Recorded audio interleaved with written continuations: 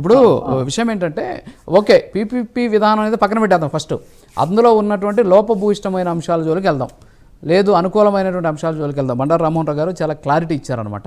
వద్దు అసలు అసలు ఆ పదమే వద్దు మనకు. అసలు ఏం చేయాలి, ఏం జరగాలి అనేటటువంటి దాని మీద ఇప్పుడు మనకు అక్కడ ఉంది సార్, వైజాగ్లో మీరు కట్టినటువంటి ఆ రిసార్ట్ ఉంది, దాన్ని ఏం చేయాలా అని చెప్పేసి ప్రజాభిప్రాయ సేకరణ చేసింది ప్రభుత్వం. సో పీపీపీ మోడ్లో కూడా ఏంటి పరిస్థితి, మరి పీపీపీ పక్కన పెట్టేసి ఎలా ఉండాలి అనేటటువంటి దాని మీద ప్రజాభిప్రాయ సేకరణ చేయొచ్చు. మీరు 1 కోటి సంతకాలు చేసినట్టు వీళ్ళు 1 కోటి మందితోనో 2 కోట్ల మందితోనో లేకపోతే ఉన్న 5 కోట్ల మందితోనో ప్రజాభిప్రాయ సేకరణ చేసి ఒక బ్యాలెట్ పెట్టి చేయొచ్చు, ఒకవేళ ఏం చేయలేకపోతే. నెంబర్ 1. నెంబర్ 2, ఇక్కడ ఏంటంటే మీరు పూర్తి చేస్తుంటే ఇప్పుడు మీ హయాంలో 17% మాత్రమే నిధులు ఖర్చు పెట్టారు, 17% మాత్రమే మెడికల్ కాలేజీలు పూర్తయ్యాయి.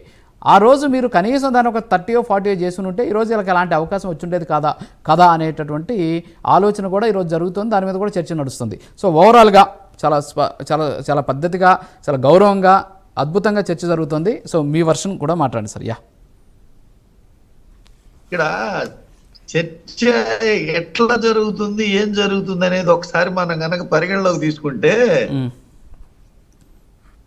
ప్రభుత్వాలు ఫండమెంటల్ రైట్స్, ఫండమెంటల్స్ మనం ఎన్నికలప్పుడు ఏం చెప్తున్నాం, రాజకీయ పార్టీలు ఏవైనా కావచ్చు, ఏ రాజకీయ పార్టీ అయినా కావచ్చు, భారతదేశంలో ఏ రాజకీయ పార్టీ ఉన్నా, ఏ రాజకీయ నాయకుడు ఉన్నా, మేము వస్తే అద్భుతాలు సృష్టిస్తాం, పేదవాడిని అట్టొద్దరిస్తాం, ఇట్టొద్దరిస్తాం, దేశం ముందుకెళ్తుంది అని చెప్తున్నారు.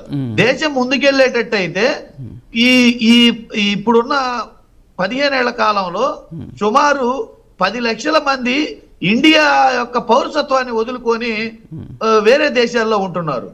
ఇక దేశం పరిస్థితి ఎట్టుంది? మనం ఈ రోజు విద్యను అమ్ముతున్నాం, వైద్యాన్ని అమ్ముతున్నాం, కనీసం తాగే నీళ్లను అమ్ముతున్నాం. తాగే నీటిని, ప్రకృతినిచ్చిన నీళ్లని కూడా మనం అమ్ముకొని బ్రతికే పరిస్థితికి వచ్చాం. అదేమంటే ముందుకెళ్తున్నాం అంటున్నాం. ఇక్కడ చర్చ దేని మీద జరుగుతుంది? అమ్మటం ఖాయం, ఎలా అమ్ముదాం? ఓకే, మేము పని చేయలేకపోతున్నాం, పని చేయట్లేదు, సిస్టమ్ పని చేయట్లేదని సాక్షాత్తు ప్రభుత్వ ప్రతినిధులే, ప్రభుత్వ ఉద్యోగులు మాట వినట్లేదు, ప్రభుత్వం సక్రమంగా పనిచేయట్లేదు, ప్రభుత్వంలో ఉంటే ఈ విధంగా ఉంటది అని చెప్పేసి ప్రభుత్వ ప్రతినిధులు మాట్లాడుతున్నారు. ఇది ఈ చర్చలో నాకు ఆశ్చర్యకరమైన విషయం ఏంటంటే, ప్రభుత్వ ప్రతినిధులు మాట్లాడుతున్నాం,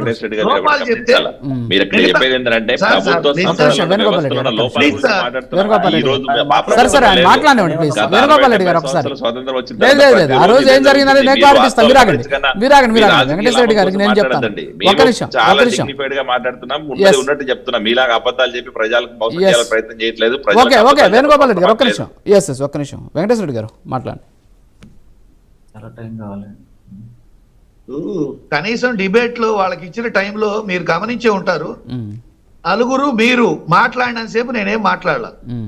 ఎందుకనో మరి మేము మాట్లాడుతుంటే అందరూ ఒక్కసారి మీద పడిపోతారు, ఎందుకు నిజాలు బయటకు వస్తాయనా, లేకపోతే బయటపడిద్దానా? లేదు సార్, మీ మీద అభిమానంతో వెంకటేశ్వర రెడ్డి గారు అంటే మా అందరికి అభిమానం. ప్రశ్నించలేమండి, మీరు సమాధానం చెప్తారు కదా, చెప్పండి. ప్రశ్నలను కంప్లీట్ అయితే మీకు సమాధానం చెప్తారు కదా. ఇప్పుడు ప్రశ్నించే పరిస్థితిలో మేము ఉన్నాం. సోదరుడు వేణుగోపాల్ రెడ్డి గారు అంటారు మనం ఏదైనా ఇప్పుడు ప్రశ్నిస్తే గత ప్రభుత్వం ఏం చేసిందని మాట్లాడతారు. గత ప్రభుత్వం ఏం చేసిందో ఏం చేయలేదో, మీకు 5 ఏళ్లకు మ్యాండేటరీ ఉంది, మ్యాండేటరీలో చేంజ్ వచ్చింది, మీకు అధికారం వచ్చింది.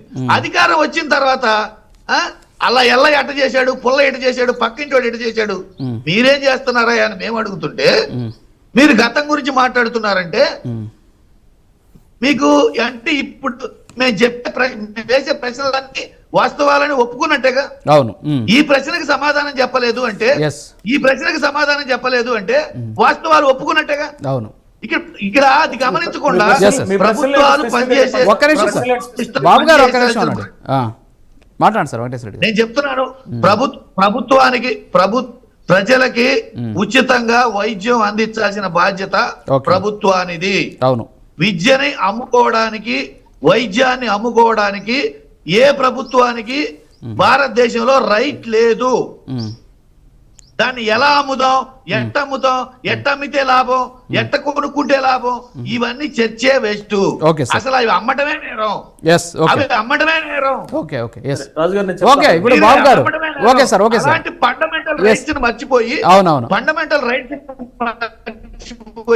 అవును. అంటే దౌర్భాగ్యం ఏంటంటే సార్ ఇప్పుడు ఫస్ట్ టైం వైద్యాన్ని అమ్మట్లేదు, విద్యను అమ్మట్లేదు. ఆ బాధ్యత పిల్లోడికి ఎల్కేజీ స్టూడెంట్కి తీసుకొని పోయి ఎల్కేజీ స్టూడెంట్ స్కూల్లో పడేస్తే ఆ పిల్లోడికి దగ్గర 50,000 నుంచి ₹1,00,000 ఫీజు. ఈరోజు వైద్యం మీరు చెప్పినట్టు ఫండమెంటల్ రైట్స్ ఏమి లేవు, అవన్నీ కూడా ఎప్పుడో ప్రైవేట్ పరం అయిపోయిన పరిస్థితి. ఈరోజు కొత్త విషయం కాదు. ఓకే ఇక్కడ ఒకటి సార్ ఒకటి అంటే మళ్ళీ ఇప్పుడు మొత్తం పీపీపీ వాళ్ళు మొత్తం అసలు ప్రైవేటీకరణ మొత్తం తీసేసి మొత్తం ప్రభుత్వాలు రావాలి అంతే అంతేలేండి సార్ అంతేలేండి. చర్చ సమస్య కాదంటున్నాను. ఈ కాలేజీ గురించి మాట్లాడుతున్నాను, ప్రైవేటీకరణ గురించి మాట్లాడుతున్నాను. ఓకే ఓకే ఎస్ లేదు లేదు లేదు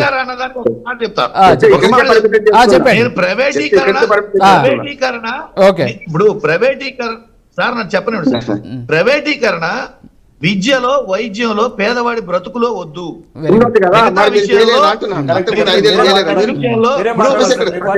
లేదు సార్ ఒకటి ఇప్పుడు అందరూ గమనించాల్సిన విషయం ఏంటంటే దయచేసి సార్ అందరూ గమనించాల్సిన విషయం ఏంటంటే వెంకటేశ్వర రెడ్డి గారు ఏమంటున్నారు, ఫండమెంటల్స్ రైట్స్ ఏవైతే ఉన్నాయో వాటిట్లో ప్రైవేటీకరణ వద్దు. సో మీరేమంటున్నారు, మీరు చేయలేదా అంటున్నారు. మేము చేసాం కాబట్టే కదా ప్రజలు మాకు ఈ మ్యాండేట్ ఇచ్చారు. మరి ఈ మ్యాండేట్ ఇచ్చినప్పుడు, ప్రజలు మ్యాండేట్ ఇచ్చినప్పుడు మేము చేసిన తప్పే కదా, మరి మీరు మా గురించి కాదు మీరేం చేస్తారో చెప్పండి అని ఆయన అడుగుతున్నారు. వారి వాదన 100% రైట్. ఇప్పుడు వారు ఒప్పుకుంటున్నారు, ప్రజల మ్యాండేట్ని వారు శిరసా వహిస్తున్నారు. వెంకటేశ్వర రెడ్డి గారు డిబేట్స్లో చాలా అద్భుతంగా ఆయన ఎక్కడ కూడా ఒక పార్టీ సైడ్ తీసుకోరు. వైసీపీ అధికార ప్రతినిధి అయినప్పటికీ కూడా వాస్తవాలు ఆయన మాట్లాడతారు. ఆయన మీద నాకు చాలా అపారమైనటువంటి గౌరవం, నమ్మకం ఉందన్నమాట. సో వారు చెప్పింది 100% వాస్తవం. దాన్ని అందరం కూడా గుర్తించాలి. యా